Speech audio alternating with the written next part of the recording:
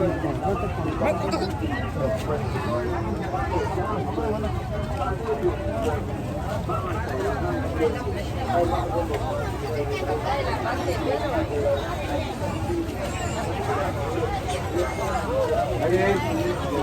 10.000 một năm.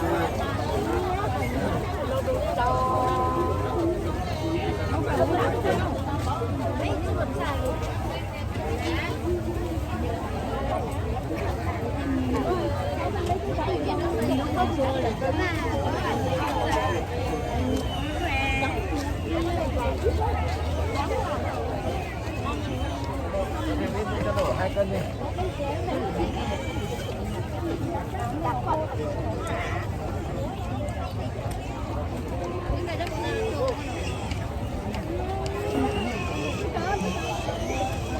Nó bền quá.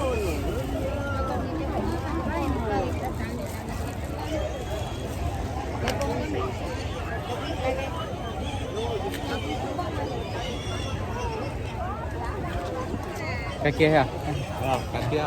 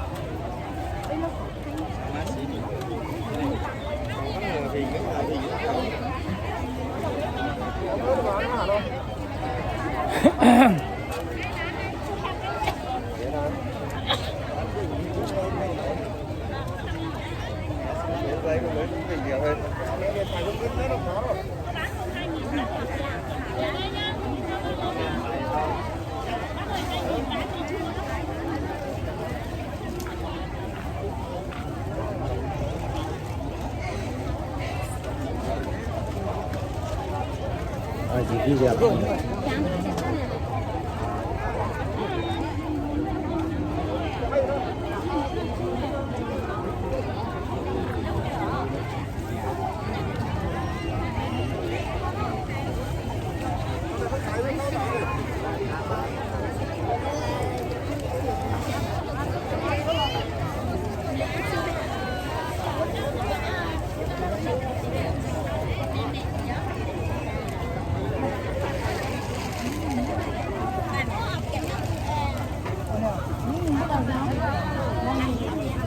Cho nên là từ mắt ca nữa, cho đây chỉ đi phong này xanh, thì nó mắt ca nó có sẽ phát cứng rồi Về chả phải cho cứ lưu nhau là nó tăng, chả phải nhặt rồi thì bản ho nó gà tốt này.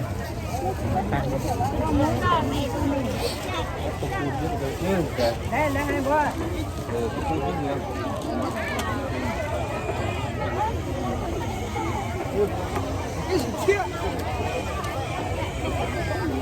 Phải chứ gạo mới tái to.